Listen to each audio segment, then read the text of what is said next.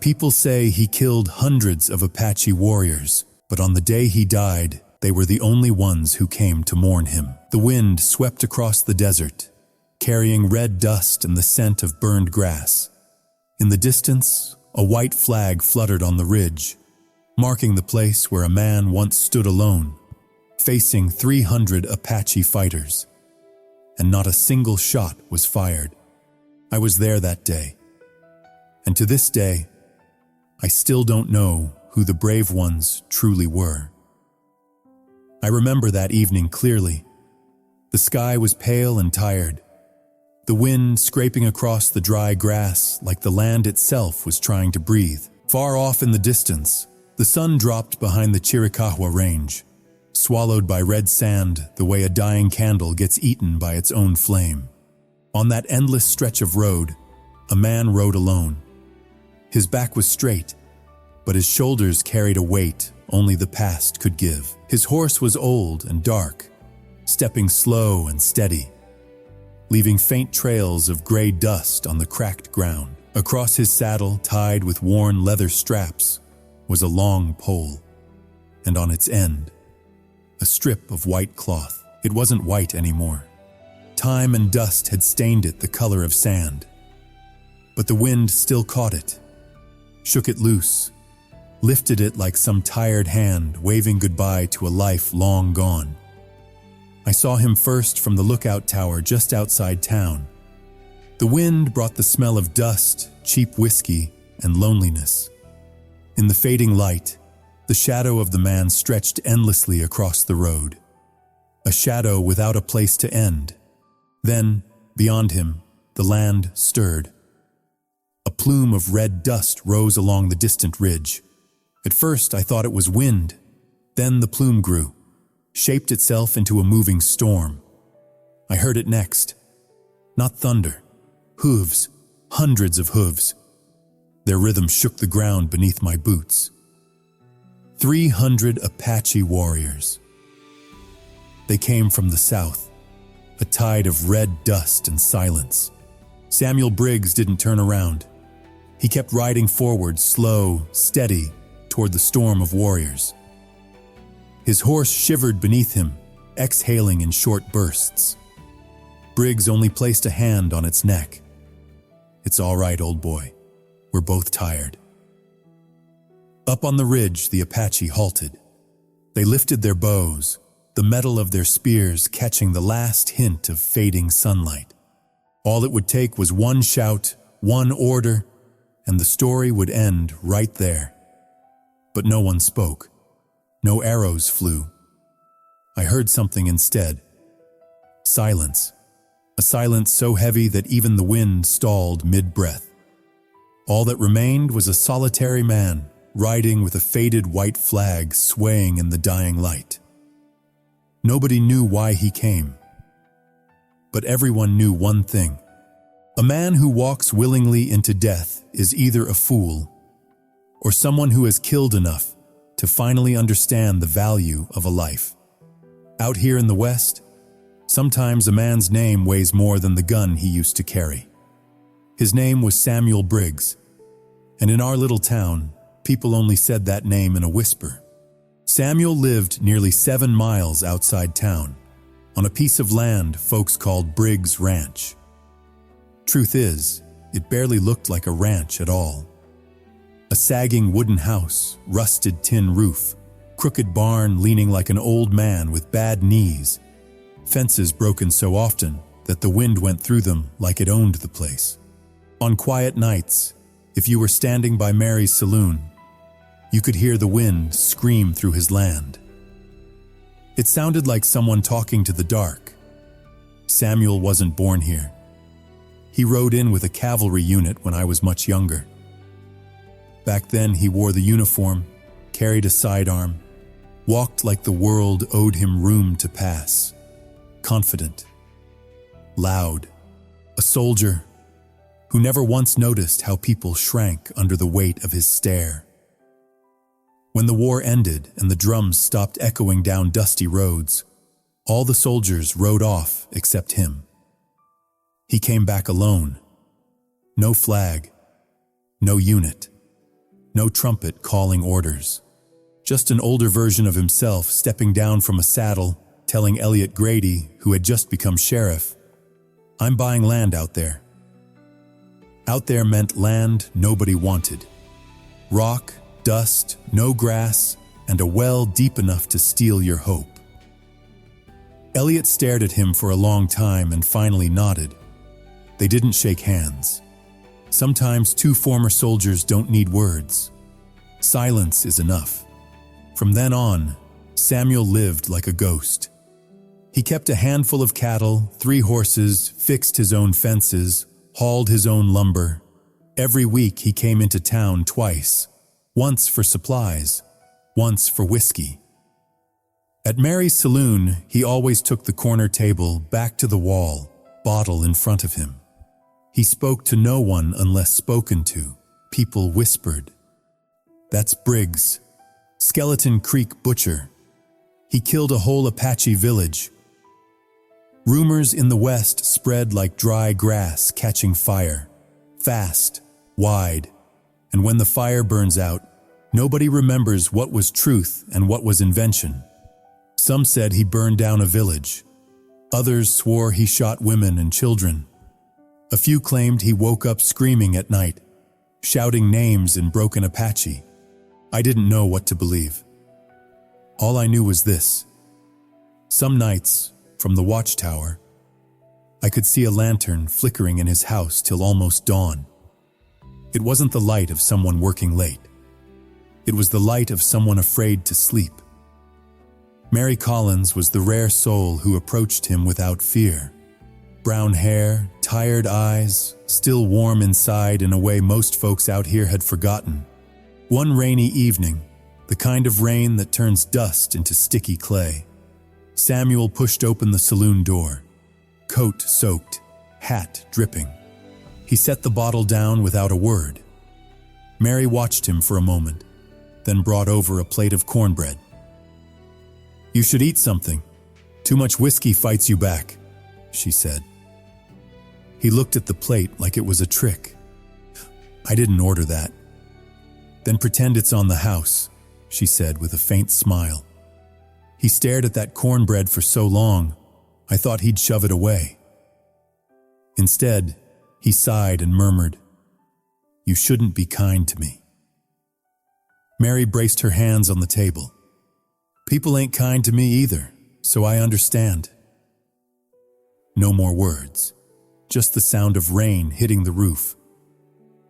Eventually, Samuel ate a piece, slow, careful, like a man tasting something he hadn't allowed himself in years. The feeling of being cared for. Later, after the saloon emptied, Mary whispered to me, "He doesn't look proud of what he's done." I shrugged. The worst sinners are usually the quietest. Sheriff Elliot didn't see it that way. With his stiff mustache and eyes that weighed every man like a threat, he never trusted Briggs. "That man brings trouble," he muttered one night while we stood outside the station, staring toward the darkness. "Men like him don't settle down to raise cattle. Men like him draw trouble like a magnet." I asked, "You scared of him or of your own past?" Elliot stiffened. My past doesn't include Skeleton Creek." He said that, but every time Samuel rode down Main Street, Elliot's hand tightened around the grip of his revolver. In towns like ours, folks don't shoot over rumors. They shoot when the rumor grows loud enough in their own heads. After a while, the Apache presence around town faded. No smoke signals, no horse tracks. People stopped talking about war and went back to worrying about cattle prices and drought. Only Samuel still looked toward the distant mountains, where the horizon always hid behind thin red dust. Sometimes I saw him on Mary's porch, whiskey in hand, staring at some invisible campfire only he could see. Once I asked, "You still waiting for them?" Samuel didn't look at me. He emptied his glass and set it down. "Not waiting, just someday a man has to return what he took." Apache don't forget. And you? Do you forget? He was silent a long time before answering. I don't forget either. Difference is, they wait for the day we meet again. I wait for the day I stop running. Back then I thought it was just a broken man talking to ghosts. But later, when I saw him ride alone toward 300 Apache warriors with nothing but a white flag, I understood. All the rumors, all the stories people told about Samuel Briggs weighed nothing compared to one simple truth. He spent most of his life surviving just to find one moment where he could finally face what he'd done. That morning, the sky held no clouds, just a flat, washed-out gray, like the heavens were tired. I remember the wind cutting through the row of flags on Main Street, a tight, tense sound, like a violin string stretched too far. Something was coming. Everyone felt it. From the east watchtower, I spotted a thin column of black smoke rising at the base of the mountains. Not high, not thick, just enough to make the dogs in town start howling all at once. Elliot Grady, our sheriff, stepped onto the porch and squinted toward the ridge. Campfire, I said. Not ours, he answered, voice low. For a moment, the whole town froze. Then the word spread, fast as desert wind. The Apache were back. Doors slammed shut. Women hurried their children home and pulled curtains tight. A few men took rifles down from hooks, hands shaking even as they forced a laugh. No one raised their voice. It was as though speaking too loudly might summon pounding hooves out of thin air. Mary stepped into the street, staring toward the distant smoke curling in the sun. She sighed, then turned her gaze toward Briggs' ranch. He knows, she whispered. They're really here. I rode hard to Samuel's place. From a distance I could already see him, standing near the horse stall, saddle in hand, eyes fixed on the smoke. The wind tossed his unruly gray hair, sunlight outlining a face no longer afraid, only steady, like a man who'd waited years for this moment. You've seen it? I asked, pulling back the reins. I've seen it. Elliot's forming an armed line. Everybody's getting ready. They're always getting ready. Samuel set the saddle onto his old black horse, each movement slow, certain, the kind of motion a man makes when he knows he won't be coming back. Where are you going? Out there. Alone? Yes. I dismounted and stepped closer. Samuel, you don't owe anything to this town. You don't have to. He turned to me, and the look in his eyes shut me up. Inside them was exhaustion, regret, and above everything else, a quiet resolve. Ben, I owe them, the ones I never got to face. You're not even sure they'll listen. I'm not going to talk. He tightened the cinch strap. I'm going to stand. He slid the worn cloth onto the end of a wooden pole, tying it with an old cowboy knot. If someone has to die today, he said, let it be me. I've lived long enough. The cloth fluttered in the wind, pale, torn, and sad, like the last piece of a soul that had been burning for years. I tried to stop him. Couldn't. Samuel swung into the saddle, shoulders low. The horse took a breath and started forward, slow and steady. Each hoofbeat sounded like a clock counting down. Samuel! I yelled. They'll kill you! He didn't turn. His voice drifted back on the wind, raspy but calm. If that's what they choose, I deserve it. And if they spare me, maybe this land will get one moment of peace. I watched him disappear into the heat, shimmer, and dust. Just wind left behind, and sand swirling around my boots. A moment later, Elliot rode up, binoculars in hand, face flushed. He's lost his damn mind, he he snapped. "He's going out there alone?" "Yeah." Elliot cursed and kicked at the ground. "Fine. If the Apache fire, at least they'll shoot him first." I looked at him, voice cold. "Elliot, don't. Not everyone gets the chance to die for the right reason." He froze, because he knew I was right. He turned away, muttering under his breath like he was trying to push the thought out of his head. A white flag in the desert. Crazy. That afternoon, nobody in town worked. People stood on porches, staring south. Children were kept inside. Women prayed. The men held rifles, but none of them had the courage to raise one.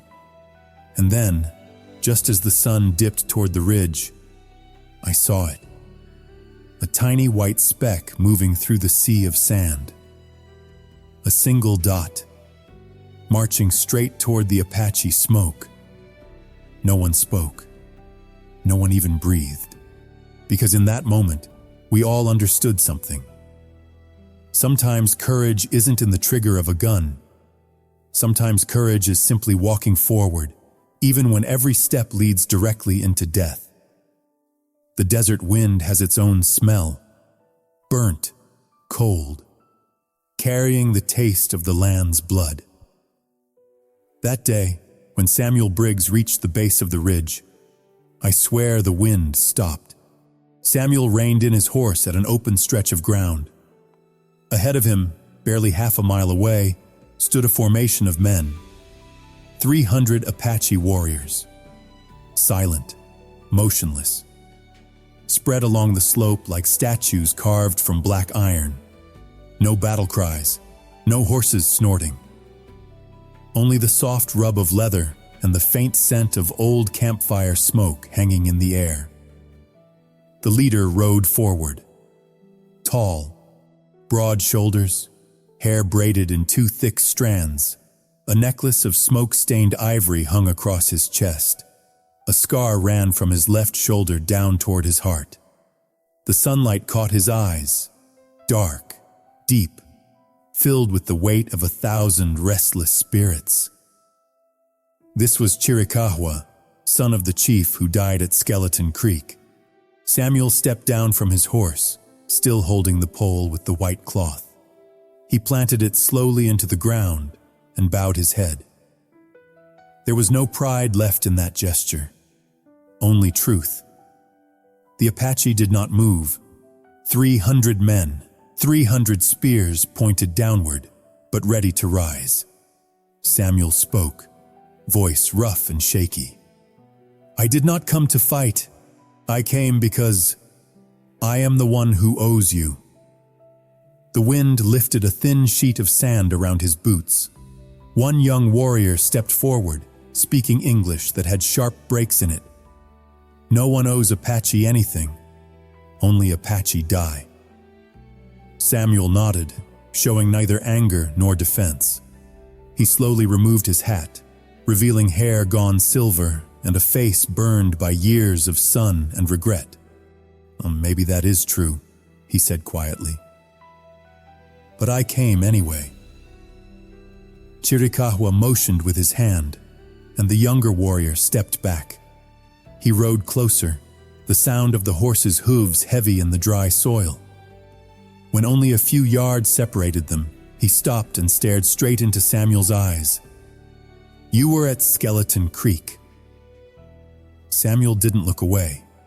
He nodded once, a small nod, a surrender to truth. Chiricahua reached into a pouch tied to his saddle. He pulled out a small bag, old, burned around the edges. He tossed it at Samuel's feet. The bag hit the ground with a dull sound. It opened on impact. Ash drifted into the air, scattering in the light, gray and weightless, floating between them. "This is my father." He didn't shout. The words carried like distant thunder. 300 spears lifted in unison. Horses pawed at the ground, hooves echoing like a heartbeat across the valley. Samuel didn't speak. He lowered himself to his knees. His hand touched the sand where the ashes had fallen. He closed his fist around the dirt and ash, clutching it until grains spilled through his fingers. I remember that day. Flames. People running. I fired because I was ordered to. We never asked names. We called you savages. Today, I only want to be called by my name. Samuel Briggs, a man who carries guilt. His voice was low, but each word felt like it dug into the earth. Silence. 300 warriors watched him. No mockery. Just silence and the wind lifting specks of ash onto his shoulders. Chiricahua didn't speak for a long moment.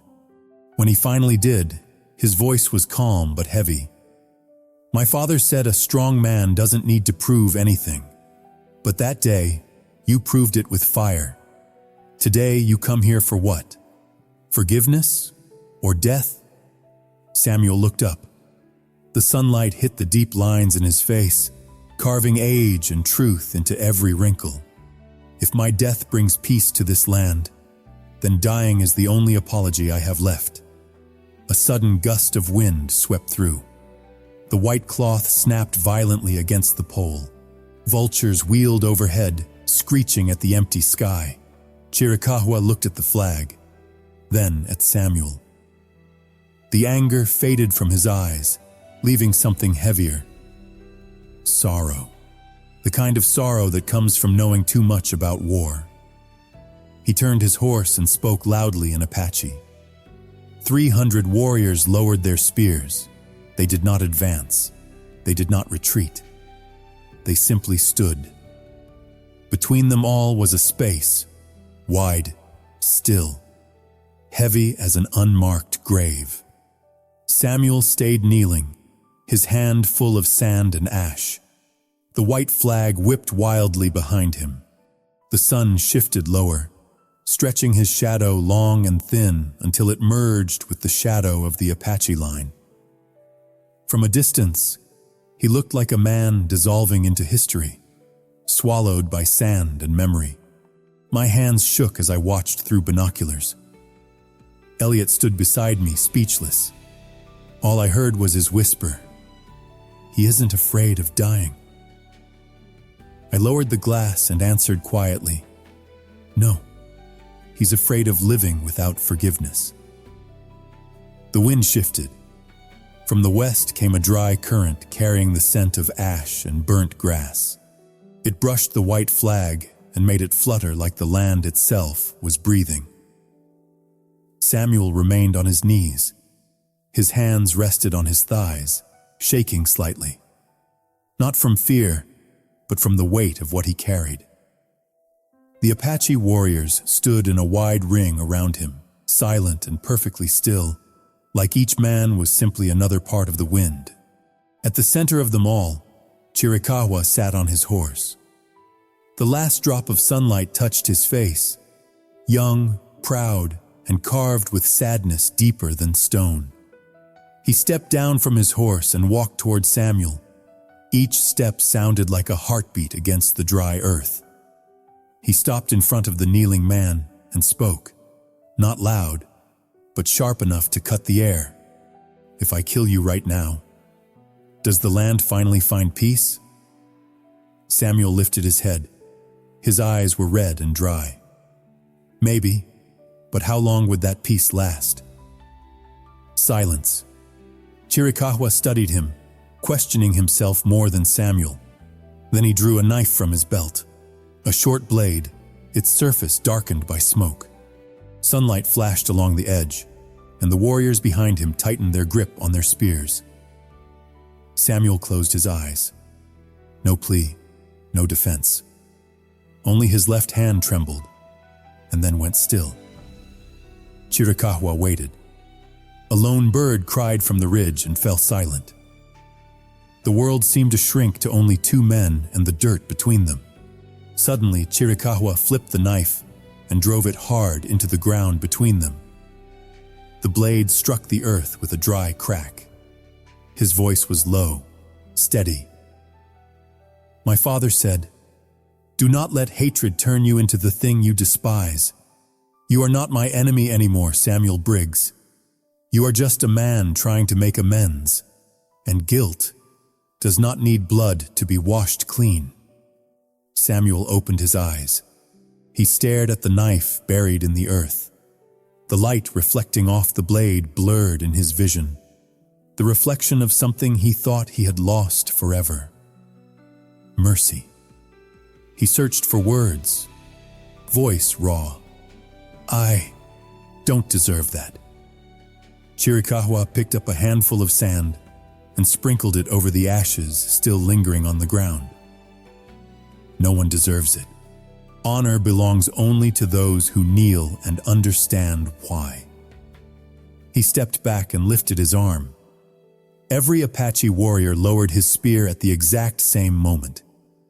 The sound of 300 spear tips touching earth was short and sharp, like a prayer spoken by the desert itself.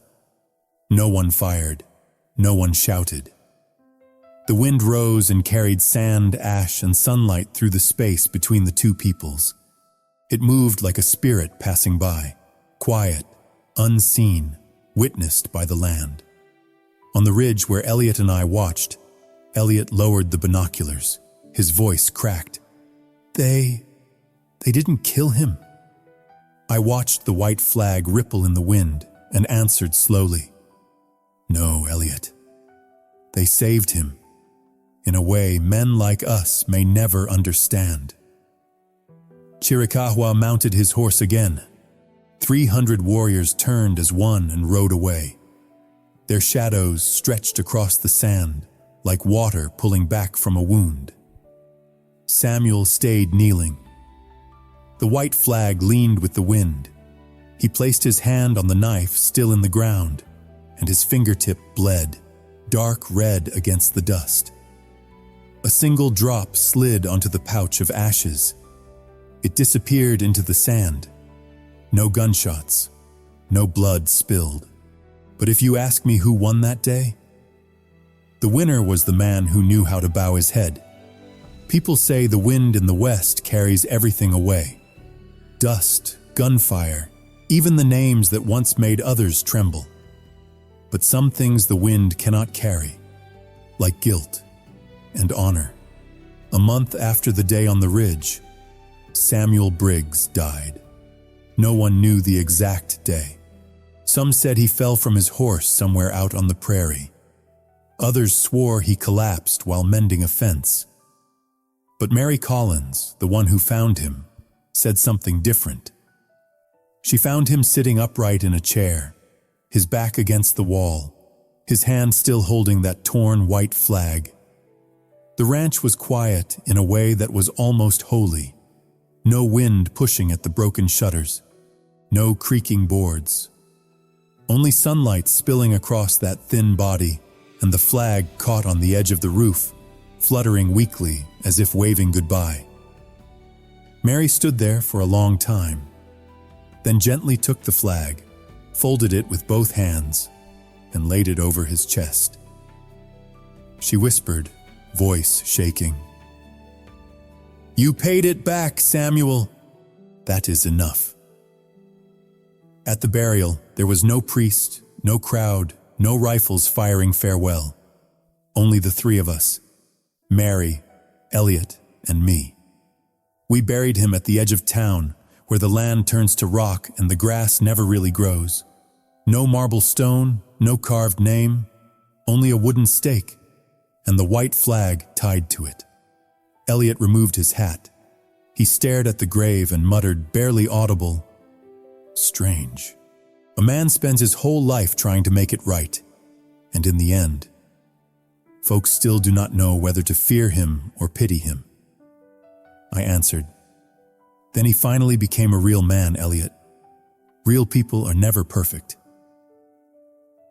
3 days later, just as the sun came up, I was at the watch post.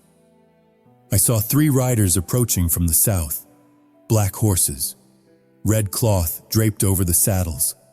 They rode slow and silent. They did not look around. When they reached Samuel's grave, they stopped. The man in the center dismounted. The string of bone beads around his neck clicked softly as he moved. It was Chiricahua. He knelt at the grave, placed a bundle of dried wildflowers on the dirt. Yellow desert flowers, faded and brittle. Then he spoke, quiet but steady. See, people say the most dangerous enemy is the one who bows his head. Today, we bow to you. He stood there for a long time. Then he turned, mounted his horse, and the 3 riders disappeared back toward the ridge. They did not speak. They did not look back. Only the wind filled the silence, brushing against the white flag, like a whisper between 2 souls that finally understood each other. Later that evening, I sat beside the grave. Fresh hoof prints were still pressed into the dirt. The sand blew in thin ribbons across the ground while the sun set, leaving a red edge along the horizon. I thought of Samuel, a man who once drew a gun, then chose to put it down. A man who once burned, then knelt in the ashes. A man who chose death not to escape, but to return peace to the spirits he had taken. Out here, they do not build statues for men seeking redemption. They let the wind do it. And maybe even now, that same wind is still telling this story every time it passes the place where the white flag moves. There are battles that never need a gun, only someone brave enough to stop fighting. And sometimes, the person who is forgiven is not the Apache warriors at all. It is Samuel Briggs himself, the last man in the West who still knew how to kneel before his own conscience.